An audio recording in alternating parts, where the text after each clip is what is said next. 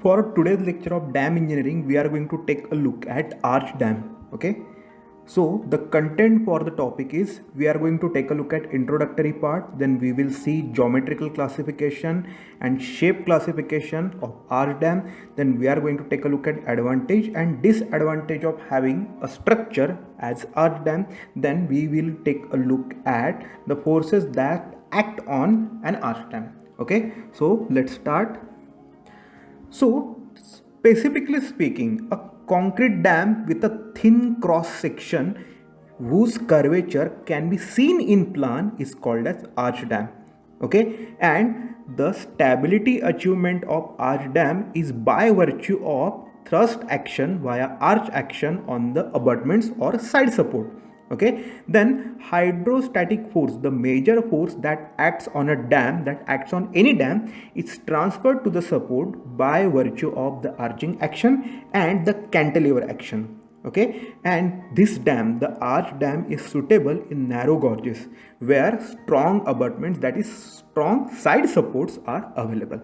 Okay, then let's take a look at how the arch action is utilized here. A narrow span has been shown between these two support, okay, and over the two support a paper has been kept, and over the paper a load is kept. Okay, now see, you can directly see this thin paper. Okay, it is experiencing bending, okay, because of the loading. Now let's see what happen if we try to provide an arch over here in between these two side support. Okay, now see what we have done. We have introduced an arch over here. Okay, it is made up of the same material. Okay, for this small experiment we have used a paper sheet, and the arch is also made up of the same paper sheet. But now you can directly see that the load that has been kept on the span is not causing any sagging. Okay, it is not causing any bending action on the span. Okay, previously the paper literally got sagged, it bent because of the load acting on it. But now what has happened, the arch present here is now carrying the thrust. Okay, whatever the load that is coming on this span is being carried to the strong abutments or the strong side support. That's why for the same span we can increase the stability, we can increase the load carrying capacity by having an arch here. Okay, now in this example we have also increased the load, but still the sagging is very less as it was previously in where arch was not provided. Okay, this is the strength of arch, this is the arching action we are talking about, and the full benefit of this arching action is taken while we are designing the arch dam. Okay, but the only thing is the support here should be very strong. The only requirement of an arch dam is that the side support or the abutment that we call them should be very sound and strong. Okay, now let's see how the how the arch dam has been classified based on shape. Okay, there are three prominent shape criteria that divides the arch dam into three criteria. Okay, see, this is the single curvature arch dam. Means single curvature means the only curvature which is provided in the dam is on the plan. Okay, only from the plan, only from the top view you will be seeing the curvature of that arch dam. Okay, it possesses only one curvature.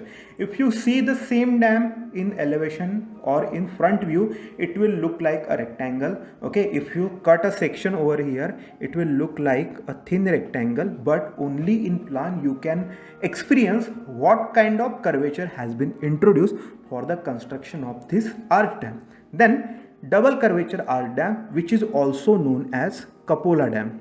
Okay, the Idukki dam in Kerala in India is a Cupola dam or double curvature arch dam. Okay, you can see the curvature in plan also and in section also, but in elevation, but in front view it will appear as a rectangle only. Okay, it acts as two curved arch dam. Okay, there are two curvatures which are introduced in the double curvature arch dam, or which is called as Cupola dam.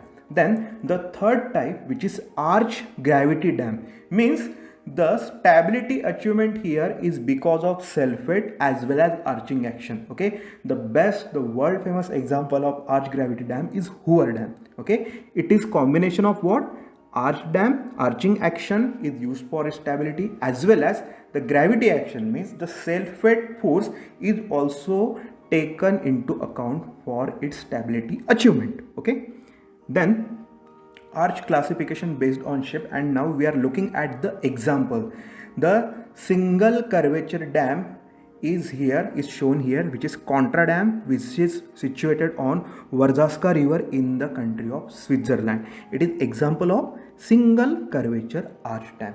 Okay, then the Idukki Dam, which is constructed on Periyar river in the state of Kerala in the country India, it is a double curvature arch dam. Means in cross section you can see the curvature of the dam, also in plan you can see the curvature of the dam. Means along x axis also and along y axis also curvature for the dam exists. Okay, now the famous example, world famous thing, Hoover Dam, which has been constructed on the Colorado River in the country USA. It is example of arch gravity dam. It consists of its constituent stability forces are derived from the two parameters, that is the curvature action, that is arching action, and the force of gravity, which is attained by increasing the mass of the dam. Okay, it is combination of both. Okay, in movie culture also, in pop culture also, iconic dam sites have been shown as the arch dam. In the movie Transformer, in the movie San Andreas, then in the movie Superman, Hoover Dam has been shown as the prominent civil engineering wonder. Okay, in the Indian movie Dhoom 3, the Contra Dam has been shown, and in the movie GoldenEye, in which James Bond is shown to have a bungee jump, it is the Contra Dam. Okay, means arch dam have also been gained their popularity in popular culture also. Now let's take a look at how geometrically these arch dams have been classified. Now we are looking at a constant radius arch dam. To imagine this dam, you can imagine the dam as a section of a regular radius cylinder. Okay, it looks like a part of a cylinder. It has got its look like it has been cut from a regular cylinder which has a constant radius. Okay, the center point is referred, and from the center point, whatever be the section, whatever be the portion of the dam, the reference point is kept as same, and it has the same radius of curvature, whatever be the elevation, whatever be the point you are taking look inside the dam. Okay, it is what? Constant radius arch dam. The second type is variable radius arch dam. Just now we saw constant radius, now we are taking a look at variable radius arch dam. In that, the center line is given, and on the center line circles of varying radius are drawn out, and with reference to those circles, the different layers of the arch dams are constructed. Okay, now the third type is based on geometry. Arch dam is also a constant angle arch dam, in which center line is provided and an angle is kept constant throughout the construction of the dam. Okay, in this example, phi is kept as 133 degree. Means on this center line, the two sides are kept such that the included angle between them remains the same throughout the given levels. Okay, let's say n number of levels are there, and each layer maintains the angle 133 degree in between the two extreme ends. Okay, this is how arch dam has been classified on the basis of geometry. Then let's take a look at what are the advantages of arch dam over other types of dam, or just general advantages of arch dam. Now, even the narrow section which may not be suitable for other kind of dam are suitable for arch dam. They can have their construction done even in narrow gorges, in narrow sections. Then, since the cross section of this dam is less, Okay, it has very thin cross section. That's why material requirements, specifically we are talking about concrete here. Okay, and since concrete requirements are less, it result into economy of resources. Okay, less material is required, less workmanship will be required, and that's why less money will be involved. Okay, then it has less base width, thus the problems of uplift pressures are minor. See, the R dam is having less self weight. Also, the portion which is in contact with the ground is very thin, is very small. That's why the uplift pressure which is acting on arch dam is very less as compared to a concrete gravity dam. Okay, then load transfer takes place by arch action and cantilever action. Okay, most of the hydrostatic load is transferred to the abutment by the arch action by the periphery of the arch dam, and the remaining water load is transferred to the ground by the cantilever action. Okay, that's why the strength of foundation required, as in case of arch dam, is less as compared to the concrete gravity dam. Concrete gravity dam or generally gravity dam require a very strong foundation. Okay, but in case of arch dam, when we are talking about arch dam, the foundation requirements are less. Then we are going to take a look at disadvantages of arch dam. Now see, when we are talking about a thin section being constructed to retain the same hydrostatic force as retained by a concrete gravity dam, then the complexity in construction, the complexity in design, the complexity in planning, all these things are very, very tedious. That's why the design requirement, the labor requirements, and the formwork requirement also in case of arch dam have their main problem. Okay, the skilled labor is required, proper planning is required, and very cautious design is required. Okay, which increases the time span for design, thus put a strain on the budget also.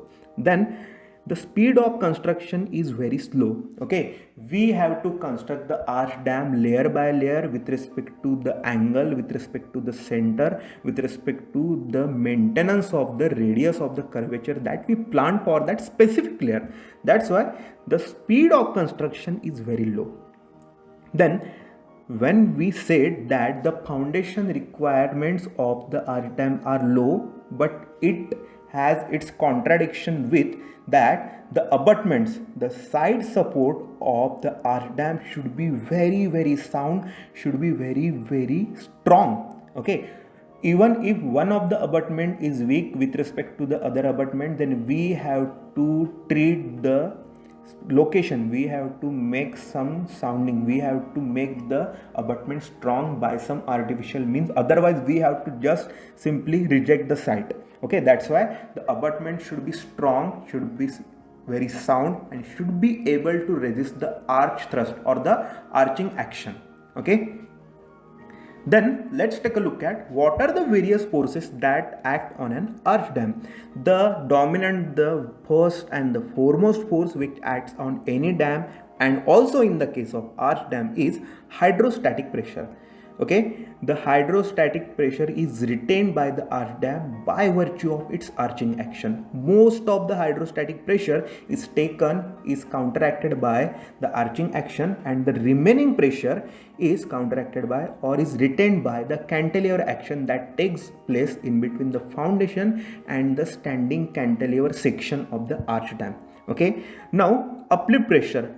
Although the uplift pressure is not that much prominent as in case of gravity dam for the arch dam, but still we have to take care of the uplift pressure and all the uplift forces that are trying to displace the arch dam. Okay, then temperature stresses are one of the prominent forces that need to be taken care of while designing and while maintaining an arch dam, because when we are talking about a thin cross section of concrete, what is going to happen in case of summer? The arch is going to expand, although in a small manner, but it is going to put a very tremendous amount of stress on the side support or on the abutments. Okay, and in the winter the concrete is going to contract, and that's why the yielding of the abutment, the variation in the stress amount on the abutment is going to change. That's why we have to make sure that the temperature stresses which are taking place inside the body of an arch dam are within the limits. Okay, they should be taken care properly. Then ice pressure. See, this ice pressure is a problem where winter seasons are dominant, or where the temperature goes below freezing, and the ice pressure is only the problem at the top of the arch dam, because ice formation takes place in the reservoir on the top only. That's why the top portion of the arch dam is subjected to ice pressure. Okay, so that was all regarding the classification, then the forces acting, then the types of arch dam dependent on shape and dependent on geometry. So in next lecture we are going to take a look at the buttress dam, the classification, the forces acting, and the design of buttress dam. Till then, thanks for watching. Stay home, stay safe. Bye.